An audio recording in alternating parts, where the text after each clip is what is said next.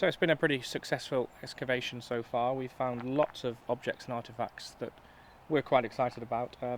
Slightly different to normal archaeological objects that we find. So we're used to finding Roman pottery and prehistoric pottery, but here we are talking about things that date to 1945, 1946, 1947.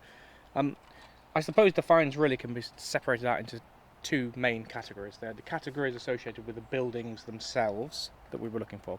So these are structural evidence of how the building functioned, how it worked, how it might have looked, so the visual appearance. So things like this, for example, is obviously a drain pipe that would have been on the side of the building. We can trace this, it's stonite, so we can do a little bit of research on this company and find out when they were making this type of object. So we have a little bit more detective work to do on that one. Likewise, we've got brick fragments, some complete bricks and some fragments like this one, but here you can see there's a maker's logo and a maker's name on this brick. So we've traced this to a company in Lancaster, so we can do that with all of them. We found a good proportion of bricks actually, more than we thought we would find, simply because bricks are one of those things that when you demolish a building, they are what people take to use elsewhere. So when they're building little sheds in their garden or extensions to their own house, the bricks tend to get taken and reused. The structural elements of the building, or the hostel that we were looking for in particular, can also be talked about with finds such as this. So this is what's called a brick tie. So effectively it tells us that this structure had an external brick wall, and it would have been there, and an internal brick wall with a cavity in between, and this would tie the two walls together. So we found a number of these, which again points to the construction type and how this building was made. So it's really good stuff. Which brings us on to more sort of personal items. So the second category of archaeological objects are associated with the people themselves.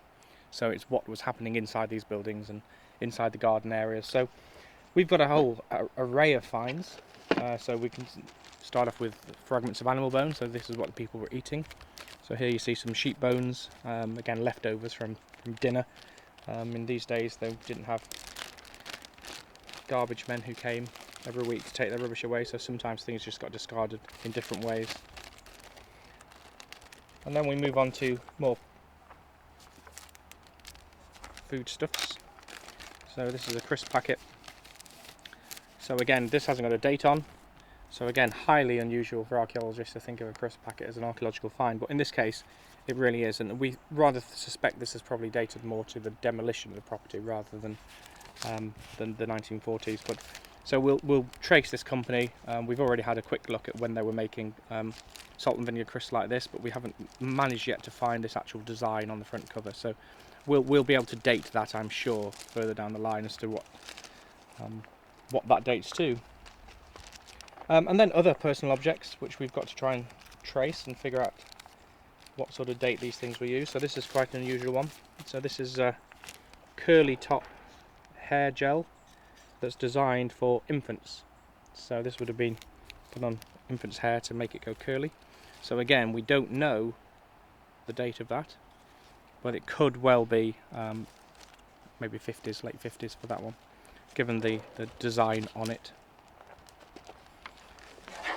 And then we have important objects, so the things which we might not expect to find on an archaeological site, even if it dates to 1945. So here you see a little bit of window glass, which is, again, in itself not that important, but obviously the window glass, as you can see, has had newspaper stuck onto the inside looking outwards. So again, newspaper is something which isn't preserved at all well. So to actually find the preservation conditions well enough here to preserve newspaper is actually quite good. So what we can do again is try and trace that to see what they might have felt was important enough to stick on their window of their house. And then probably the key find, it was probably one of the first that we found during the excavations actually, and this is a little unicorn, probably a pendant. So obviously this is undoubtedly belonging to a child.